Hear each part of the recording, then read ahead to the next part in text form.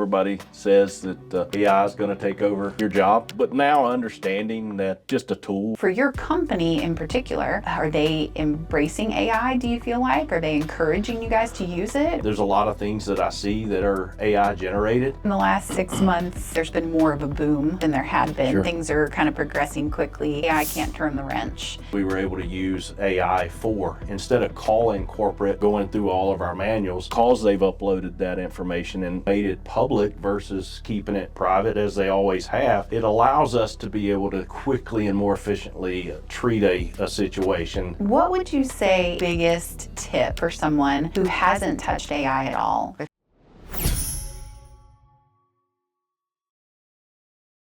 All right, welcome back to Bots and Bosses AI for the Trades. I'm Jessica Hensley with Business Buddy, and today we are here with Jonathan Evett with Servpro. Jonathan, tell us a little bit about what you do and how long you've been in the industry. Sure. So I've been with Servpro and in this industry for a little over 13 years now. I am the general manager, among other things, with Servpro of East Greenville County and Northeast Greenville County. So we cover majority of Greenville, and we're able to go anywhere we're called. So we're busy right now. We stay busy. We don't wish that on anybody, but for us, water losses and a lot of fires right now, it seems to be keeping us busy. Okay. All right. And I think most people know the Servpro name from hearing it on TV or some other kind of branding. Have you, before Servpro, what did you do for a while? So I've always been in sales. My first career was car sales, and really enjoyed it. Really enjoyed helping people and coming up with a solution for them. Not just doing it to have a job, but actually enjoying it. I transitioned from car sales into being the general manager for a fastener and tool company in Greenville, and spent 10 years there. But same thing, just coming up with solutions, helping customers has always been something that I enjoy. Yeah, so that's kind of your career really has that pattern in it over the years. Yes, yeah. When you hear the word AI, what are some of the first things that come to mind for you? Well, initially, it was the unknowing, not knowing, what it's going to be. Everybody says that, AI is going to take over your job. I've seen lots of memes that where people are digging ditches and they're like, come on, hurry up, you can have it. But now understanding that, it's just a tool. It's something that you get out of it what you choose to, and it allows you to, you can use it for so many sources. But in a lot of cases, it's to be more efficient. If efficiency reduces labor and labor costs, then that's not a bad thing. Not looking necessarily to put people out of work, because we're in our industry. You still got to touch it and feel it and clean it and do all those things that a lot of people don't want to have to do. But being able to rely on AI to increase your efficiency, whether that's in collecting money or training, in a lot of different ways, it's beneficial. Okay, so about how long ago would you say you first started using AI? Probably well before I knew it, but in the last 2 years, I would say. I like a lot of people, downloaded ChatGPT. My wife was putting together a resume, and that was kind of where I first encountered it. It's funny. You start reading a lot of things, and you find that it's online, and then you realize, oh, well, somebody else used ChatGPT to write a text, an email, a sermon. So it's you quickly see it entwined with your daily life. Yeah. So I feel like probably about 2 years ago you started actively using it. Yeah. And over the last 2 years, what are some of the things that you've done that have helped you be more efficient or saved you more time? It comes in handy, especially when I'm sending specific information to a customer. I've used it to lay out processes, and document those. Hey, how are we? What are we doing to in this instance? And it allows it to write it in a professional manner. There's still certain things that you need to go in and clean up, even as smart as it is right now. There's still things that you see. You run into it on social media a good bit, so you are not sure that that's AI.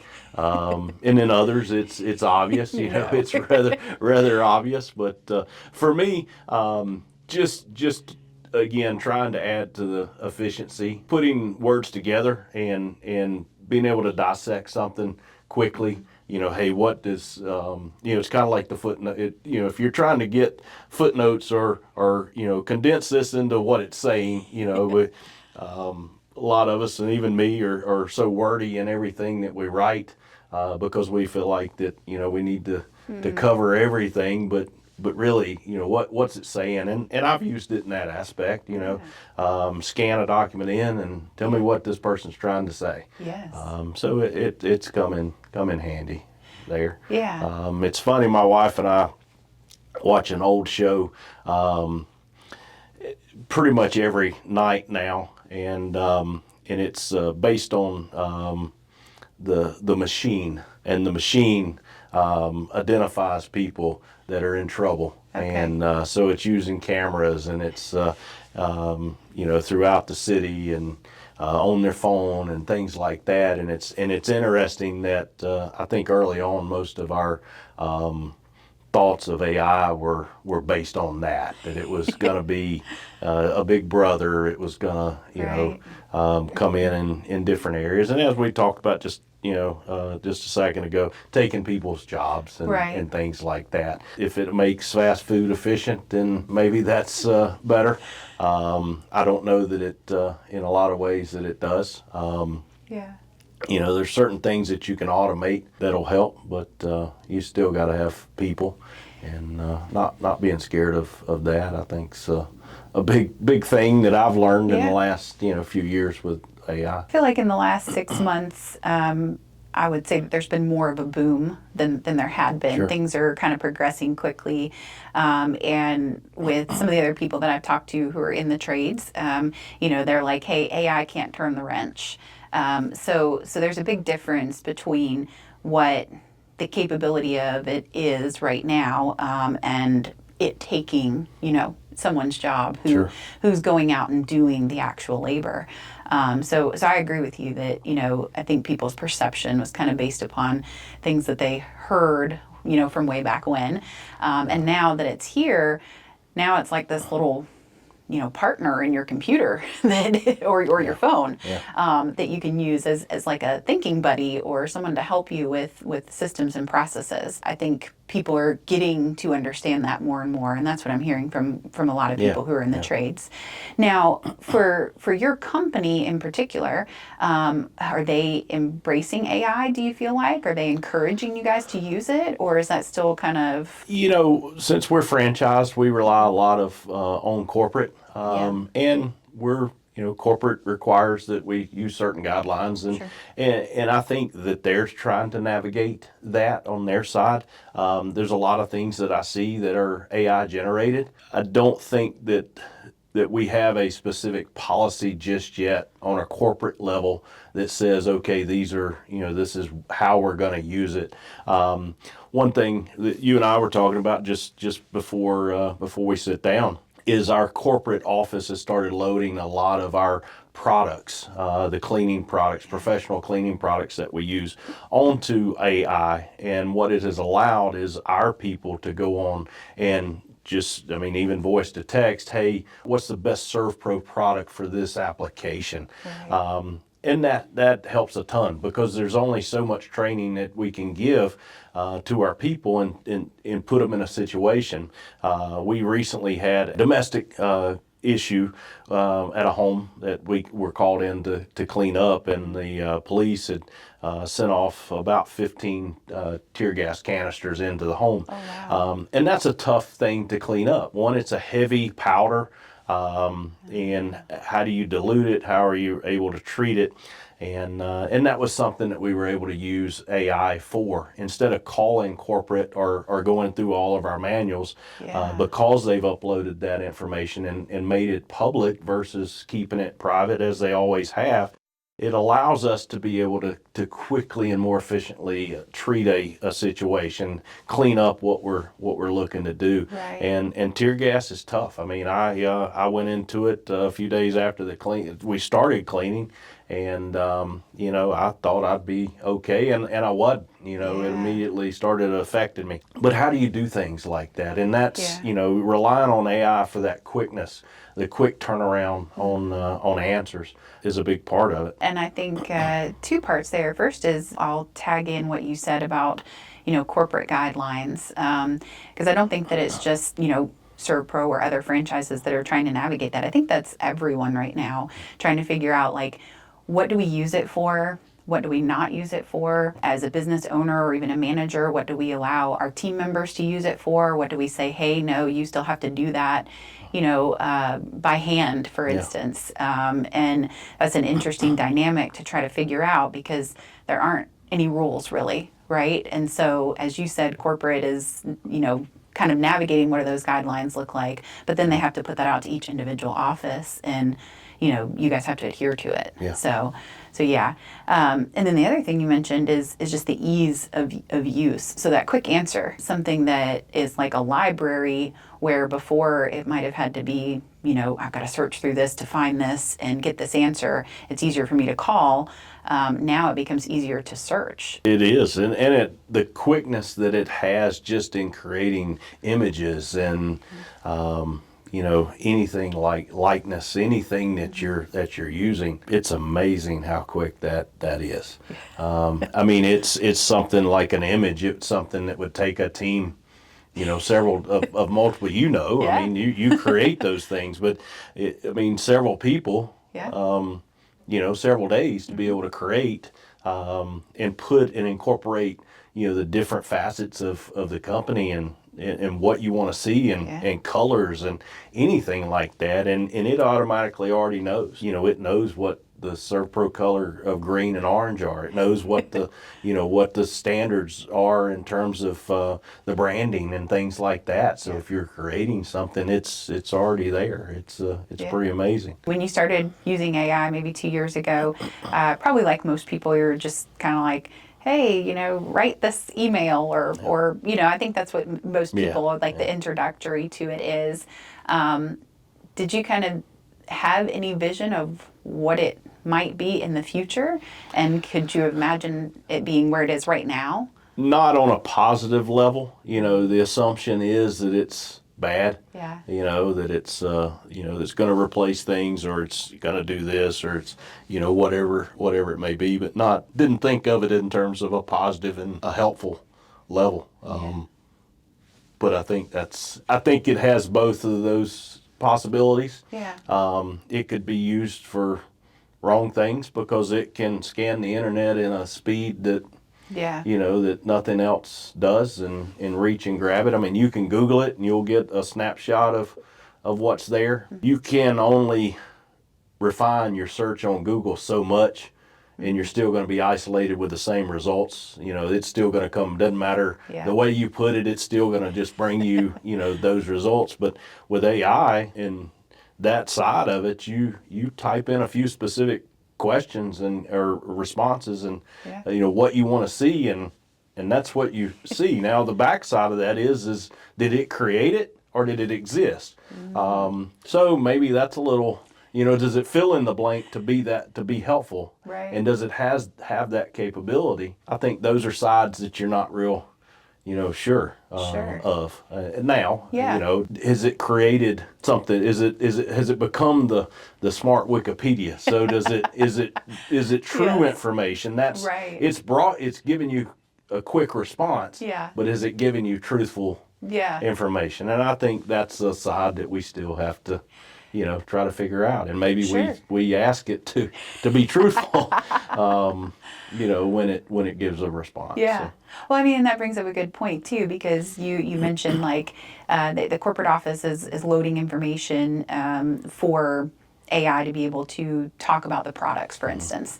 And so if there's a danger there of if, an employee were to go on, try to find out some information, AI were to fill in the blank, Right. and that's not directly from corporate. Now, What's it cost? Yeah. right? Yeah. What is that? What does that equal out to? So I think that's a good point, and something that I would say maybe the top researchers are working on and figuring out. But it's an interesting dynamic because we're in a time where everyone is learning it. It's all, we're all kind of on the same playing field, and we all have the same access to it. And I think back to like when computers first came out. It wasn't necessarily the case, right? I mean, it the was right like, people had them at the Yeah. at their disposal. Yes.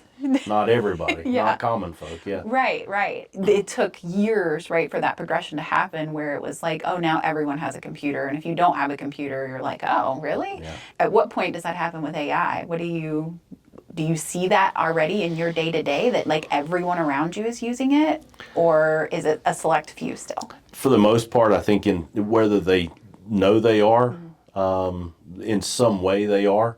A lot of businesses in some aspect are franchise or derivative of a franchise. So I think they have that to fall back on. The people that I think struggle the most and will continue to struggle the most are those that are not accessing that, especially when it becomes a search. If I'm searching for a specific, I read a quick article, and again, it may have been AI generated in and of itself, but it talked about an HVAC guy that was very successful in the Atlanta market, and then all of a sudden the phone quit ringing, and he had to lay some folks off, and his business was tanking as a result, and he had started, I guess, at that point working with someone to help him get leads and market his business, and realized that a large part of it was where he thought he was in Google and in listings. He wasn't any longer because he had been replaced through AI generated listings and things that may quicker be able to quickly break through that Google Analytic faster than, say, a marketing firm or that type thing. So I don't know the ins and outs of that. I think that's why it's best to hire somebody like you that is interested. I mean, the fact that you created this podcast is shows that you have an interest in that, and I think that's where people need to be. There, the mom and pop business is gonna go away unless you figure out a way to get past that, so that you can, I still rely on Facebook and referrals and things like that in terms of where I go eat and things, just anything on that side. Is ChatGPT going to tell you, that information? Is AI going to provide that information to you? Like you would, but, are your reviews going to be a thing of the past? Are you not going to need them because is the quicker response going to come through AI that's going to direct you, kind of like what Google does now, but at least Google tells you, hey, these are paid ads. Right. This isn't organic, this is paid. Sure. But does AI bypass that? And do they have the ability? And where does that put Google? So those would be some things that I would question. How do we move along in the market with it? And I think figuring that out, and the biggest issue with it, I think, on that side is that it moves at a much faster pace than anything else that we're used to. I mean, it's 24/7 building information and just packing it into, I guess some mega computer. I don't know that side of it. I know that, we talked just briefly about these data centers and things. And I mean, is that what it's doing? It's just storing all this information and immediately being able to, recall it and give that information to you.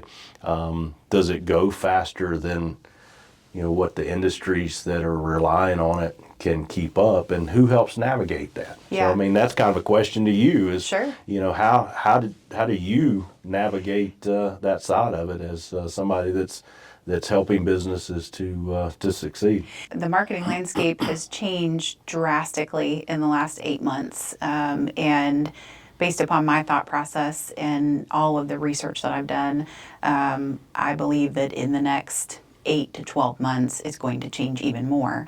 A few of the points that you made are exactly nail on the head, whereas things are moving so quickly that it's hard for just anyone to keep up. So for us, for instance, or just even for me personally, even if it weren't inside my business, which it is ingrained in my business, but learning. I mean, I am constantly consuming as much information as I possibly can.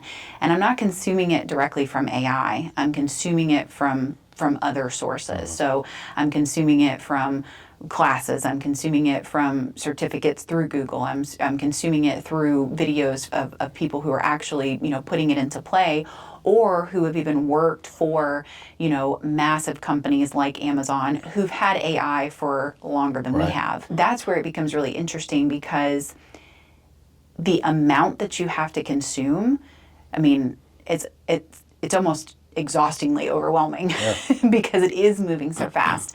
And so, I've seen people say, well, I feel like I'm behind. And in a sense, we're all behind, but we're all kind of on the same level. And so some of us might be using it in different ways. But at the end of the day, I think it's about how fast someone is going to be able to keep consuming the information, keep really learning it. And for businesses, I mean, I could talk on this forever, but for businesses, because the landscape is changing, there is now an opportunity to be on the forefront of something that really hasn't happened in 20 plus years. So, when the phone book was a thing, right? And that maybe when you were in car sales, right? The phone book was like everything. And it was super easy. You made sure that your name started with the letter A, and you paid the $15,000, for the year for the phone book. And it felt like a lot of money, but the phone would ring, it was so easy. Obviously that is so different now with digital marketing. But what happened was Google ads came in, and the internet came in, and the phone book died a slow death. I mean, it just went away. Nobody needed it anymore. So there's lots of debate on what is going to happen with Google, and is that what is going to happen with Google? I will say that Google is doing everything it possibly can to keep that from happening. And that's why they're employing their own AIs, and they have their AI overviews, and so it's just a really interesting time to be alive. One, because information is like at our fingertips for the same price for everyone. And two, because really the only barrier right now is how fast you can learn. It's definitely interesting. Yeah. So when you think about the future, and you've said like jobs, people being able to, or keep their jobs, or AI taking their jobs, do you feel like we're going to have robots at McDonald's, or that we're going to be hanging out with robots at a coffee shop, or? I mean, that's, I guess, who knows? I mean, it's, as a kid watching the Jetsons, you never really anticipated. I don't think I ever thought that I'd hop in a little plane and, or a spaceship and go to work or come back, or, No. I never saw that changing. I mean, look where we are with electric cars. I mean, we're still vastly dependent on, gas and fuel, fuel cars, and or even any transportation for that matter. And I don't see that changing, especially here in the U.S. I mean, it's we still have an appreciation for that. I'm not for or against, I guess, electric vehicles. Right. And I think that could take, could take off again tomorrow, just based on that and things that are happening around the world, and specifically how it affects, oil.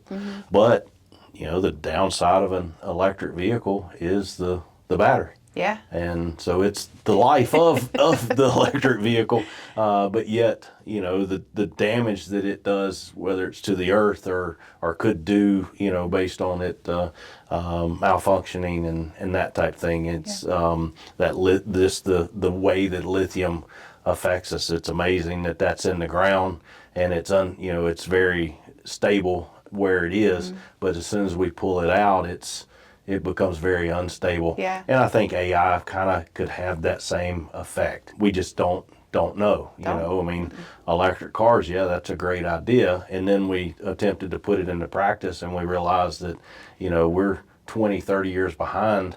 If half the world or half the U.S. were to go to electric cars, we would shut down the power grid, and they'd never be able to run. Well, where are we headed with that on AI, because of what it's taking, you know, the mass and vast buildings and supercomputers and data centers and things that go along with it? Do we get to a point where we realize we need to pump the brake on this thing? And because there's a lot more to it behind the scenes that you never think of when you activate AI. Sure. And you know, so I don't know. I don't have I'm not really worried or even intrigued by will we replace people with robots and things like that. I saw just a quick clip of a robot that ran a marathon. In China, yeah. Well, that's great. But maybe that's what I need, is that robot to run the marathon for me. We'll just put an image of my face on it, and Right. so is that my achievement? I think it's the achievement of whoever created it, Sure. but are we going to attempt to live through AI and replace our adventures and our, you know, the things that we may want to achieve in life? And are we going to be okay with it just being, you know, AI driven or virtual? Yeah. You know, Or in the race with us. I mean, if that's our race that we've been, you know, practicing to run, I mean, exactly. you know, oh man, right? So it's even like, you know, wearing that virtual, you know, whatever that thing's called, where you put the glasses on and you see, you know, video of you doing it. That's neat, but that doesn't replace a trip to Hawaii. That doesn't replace a trip to Ireland and being able to see, you know, those sights and feel it and be it. Sure. I don't, you know, who knows where the world economy goes. Yeah. But I don't see us implementing that to a point with everybody. You know, I think that it'll continue to grow. It'll continue to, you know, achieve and make more efficient businesses, and, you know, hopefully collecting, you know, money. That's one thing that we all deal with. We provide our services, but then we've got to, you know, be able to get reimbursed. So those are things that maybe are good, or definitely are good, and the advertising and the things like that. But does it bring more into the market because it appears easier? Well, it may be easier to get the business, but it's still no easier, you know, we've got a common friend, Kevin Babb, in his business, Babb Plumbing. He's got all the technology at his fingertips, you know, the lining machine and the boring machines and the things like that. But he still has to show up and get that. I mean, he doesn't have any less employees because of the technology that he's incorporating in his business. It makes it easier. They're not having to dig a ditch the way that they would and tear up, you know, lawns and do that type thing. Yeah. But he's still incorporating the same amount of folks. So I think it will make our lives easier if that's the direction that we use it. I hear all too often, you know, here lately, you know, you go down a rabbit hole on Facebook and somebody's fell in love with somebody online, and, you know, then they find out that they don't exist. They're, you know, just a creative, you know. The girl that works with us, her brother has relationships with, I say relationships, a friendly relationship with, as she said, AI. he prefers to have communication with it versus real people because of, he just doesn't like people. Well, I mean, maybe that works for him. We've already done that with phones, with cell phones and the things that it gives us at our immediate. I guess if it's going to have drawbacks, that would be it. It would continue to take us away from community and people and friendships and relationships and keep us keep us from that. Now, that's obviously a downside of it. Sure, I could see that. And I think there's two schools of thought. One is that as we get more AI content and more ability through AI, that people will crave more of the actual authentic, human interaction. And then the other school of thought is that, kind of like what you were saying, that some people will just replace that interaction with AI.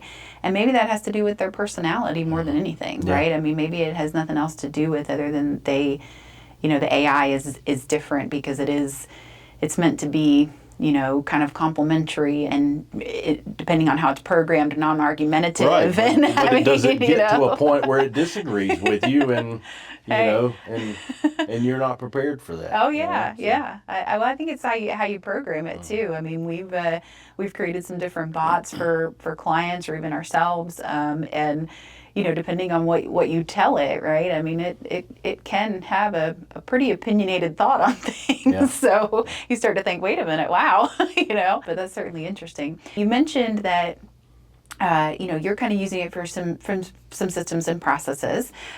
We also talked about, how in the field it's being used. What about in the office? Because that's where we're tending to see most people kind of putting it into play is to replace the white collar people, or if not replace them, to help them. So, I mean, how is that being incorporated into your office right now? For us, probably the only way is just our communication with our customers, or in our case, adjusters and that type thing.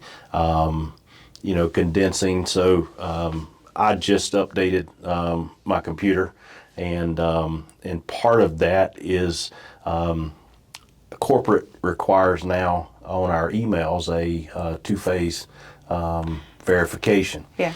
So Sam came in and updated and upgraded that on our computers, and in some way that put AI now on my Google or on my Gmail. So as I type, it is telling me the whole time how to change my, to correct the way that I'm saying it, and in a lot of cases it's helpful because it does correct. I mean, it makes it more concise and says what I'm trying to say instead of, saying it twice. But sometimes it just gets in the way. I'm using it for now. Yeah. But for us, that's it. Just that side of it, or that aspect, is using it to help us correct or make an email more fluid. And we're still, if it's something very important that we're sending out, that we're going to tag multiple people on, we're looking at it in the office. Yeah. But I think maybe at some point you get to that, you make sure that the way you're saying it is direct, and but not to the point where it's offensive. But for us, that's it. I mean, we're still an relatively antiquated office, only because the input and the things that we're sending to our corporate office or to our insurance partners still has to be inputted a certain way. Okay. And you have to, so it's still, the system will tell you if what you're entering is correct or not. So it'll either green light you or red light you on, how to move forward, but you still have to have the knowledge of what you're doing to be able to input that. Right. Maybe at some point we're able to bypass that and send it up. But again, is it being manipulated to get past that point? I mean, is that the goal of AI in itself, to provide something, right? Because it's a solution. Well, at some point, even us, there's solutions that we can't provide. It's just beyond our reach and our scope of what we do. But where does that stop with AI? So does it just push does it push something through just because it's required to be uploaded, and it's Right. required, it's a box that has to be checked, and it Yep. can't move without that. Right now, it's relying on us to think, hey, this is the reason that's not moving through. Right. It's not passing audit, and we need to make a change. We can't just put something in there and and push it forward. Yeah. But I guess at some point it'll have the knowledge to be able to do that, and that's that's where we'll be. We're currently hiring for a couple of positions. Maybe in another few years it's that position's not needed. It's just somebody that that just starts that process, and AI takes care of it. Yeah. So we're seeing a trend with a lot of home service businesses who are incorporating like AI answering services. And you guys, obviously, after hours is a big thing for you guys, 24/7 emergency. So is that something that, you still have a human answering service as of right now? We do as of right now. And that's probably just because we still feel like the people that call in an emergency situation need that. Yeah. Regardless of how helpful they are, they still at least want that. But then again, there's some, I think, depending on how they manage it, that you wouldn't know Yeah. that, because of the way that the questions and the answers are programmed, you wouldn't know that you were talking to, and does it, at some point, does it allow them to change language, based on who calls? So if it's a Spanish speaker, would AI immediately be able to answer that question, where the person that's just speaks a single language and is not bilingual wouldn't have the ability to do that. So maybe those are some things that that I could see that would help. Right now, we just feel like, because our answering service is set up for emergency services, we still get people that call after hours with non-emergency questions. Right. But we want to facilitate that. And that could be, for us, maybe AI does better. Yeah. Maybe they're able to direct, because the questions and answers are already preloaded where they know it, versus, it's a script for the human that's doing it. And how do we get past that? So I think that we definitely would be headed in that direction if we had a comfort that that it's doing what we need to do. I think, and with that, I think they have the ability to answer quicker.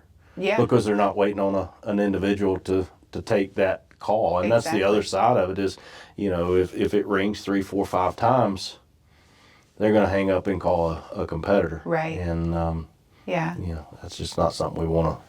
No, but I think you have an interesting point. Your emergency is usually a life-changing emergency. Not that a plumbing emergency could be a life-changing emergency, but in your case, if somebody has a fire damage, or active water, and it's, ruining all of their belongings, right? This is something that's, that it needs immediate attention. Right. But I also think it needs the empathy of maybe that voice over the phone, because they're likely calling in, what feels like a crisis to them, and probably is. And so that calmness over the phone of a human voice, just being able to, empathize with them, understand where they're coming from, and maybe even put off collecting the information, right, to do that. Let me get you right over to somebody. Yeah. Whereas maybe AI would take the more general approach of like, oh, we just need to book this, and not have maybe all of that.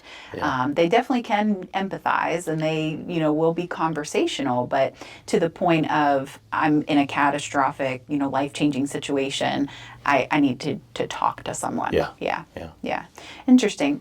So we've talked about a lot of different things here. What would you say is your biggest tip for someone who hasn't touched AI at all? They're thinking about it, but they're like, hey, I don't know if it's for me.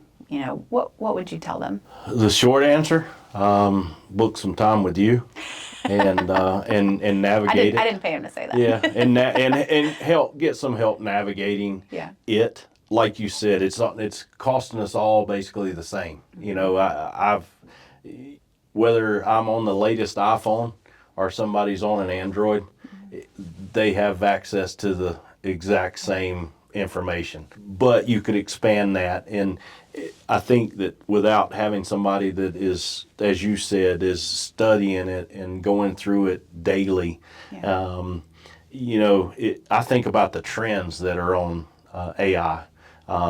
You know, I guess I don't have TikTok, but I guess there used to be TikTok trends, and they would last for a month. A lot of the AI trends last a day, and then it's changed. You know, you're putting your image on. Yeah. You know, my wife created this thing where it was me and the dogs, and then my other interests and hobbies. So it had Servpro on it and a few things, and a lot of people did that. But it was done in about 2 days, and then it moved on to something else. Yeah. So those, you know, to be able to follow that trend and to be able to see it, only it knows. You know, only AI has the ability to really track that, because Google can't stay. You know, I mean, the other avenues that we have can't stay up with that. So I think, as we talked about, it moves at a pace that somebody that's trying to run a business that's not revolving around AI has no ability to keep up with, unless you're either going to spend way too much time on it, or you're going to focus on your business. And I think the smart money is on you focus on your business, you do what you do well, and you incorporate somebody on the marketing side, or you know that profession to be able to help you. With that, I don't see how you. I mean, we were talking about it the other day. When I first started in Servpro, I was pretty much responsible for everything. As the general manager, my responsibilities were production. They were sales. They were assisting the office with the things that they needed. Now there's no way that I can keep my finger on all of it. You just have, I mean, I have to rely on too many people to be able to do that. Outsourcing marketing and sales, outsourcing so much of that, whether it be, our books and, our insurance. You have to rely on all these other professionals to be able to maintain a successful business. And that's just one aspect of it. I think that I believe everybody's going to be adding, if they haven't already. I don't know what it would be called, but there's going to have to be a chief AI officer, that's implemented into most places so that you can keep up with it. Whether it's the school district, a government entity like that, or a professional business. Because you're going to have to watch both sides of it, and help monitor what is true and what's not, and how do we implement it, and what are the guidelines. So, you heard it first here. Jonathan has just created the new position. That's right. We're not taking away jobs; we're adding them. That's right. It's no doubt will. I love that. Well, Jonathan, will you please tell people, if they wanted to find out more information about Servpro, where they would do that at? Certainly. So we are Servpro of East Greenville County and Northeast Greenville County. We have a Facebook page. We have a website and all of that. But probably the easiest way is just to give us a call at 864-292-3495. Give our office a call if you've got any questions or need any assistance. We'd be glad to help you. Thank you so much for joining us, Jonathan. We appreciate it. And thank you for watching. If you are a tradesperson, or a contractor who might be in the AI field trying to understand what's going on right now, please direct them to this podcast, and we will see you next time on another episode of Bots and Bosses, AI for the Trades, because we give a hoot about your business. And as always for us, know us before you need us. Thanks, Jonathan.